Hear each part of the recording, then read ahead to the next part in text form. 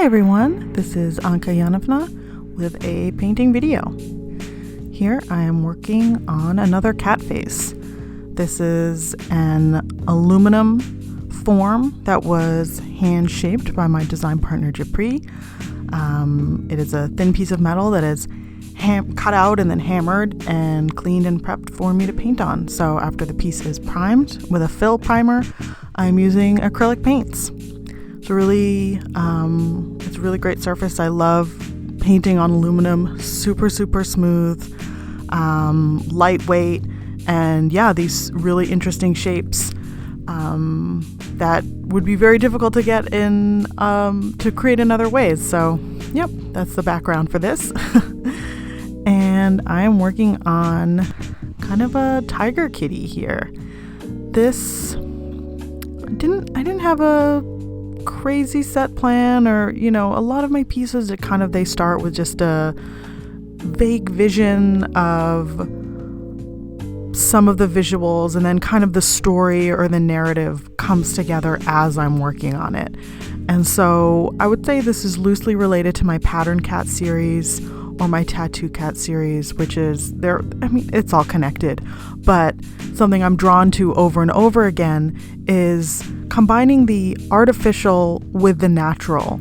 So the idea that there are these patterns that grow in the fur, or maybe they're added to the fur later, that look organic but different from the realism of what a real tiger pattern looks like.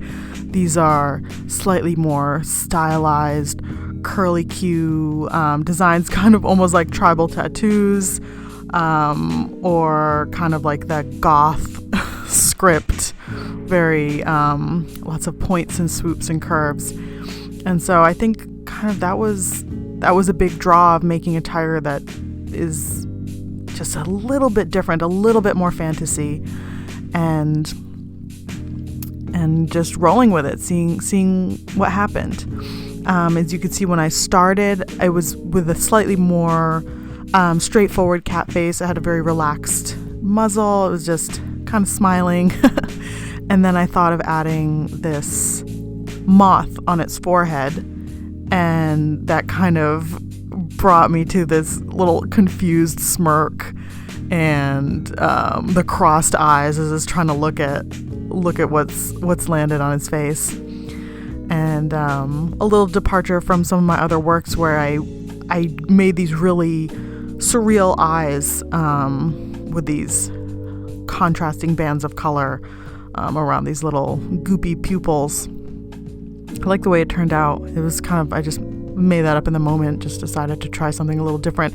I do have trouble painting realistic eyes. I mean, that's a little part of it, is painting them really large. This is like 3-4 inches across. That's difficult, and I'm not saying that art shouldn't be difficult, but it's something that I do work on over and over again, and I don't feel that I've quite mastered yet a realistic eye that I'm super happy with when it comes to cats. Human eyes are a little different.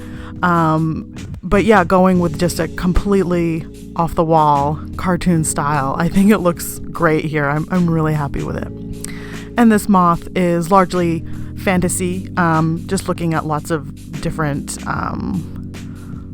Luna moths and that family where they have these beautiful long tails at the bottom of their wings there, and just picking different colors. Something that I use the colors that match the colors in the eyes. So I use the same palette to have them relate to each other, and it's almost like you can see the bullseye patterns on the wings match the colorings of the eyes. And there she is, all done.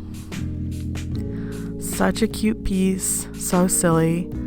It's called Slightly Confused and Tickled by Fate. And that is it. Thank you so much for watching. I really appreciate it. I'll talk to you again soon. Bye.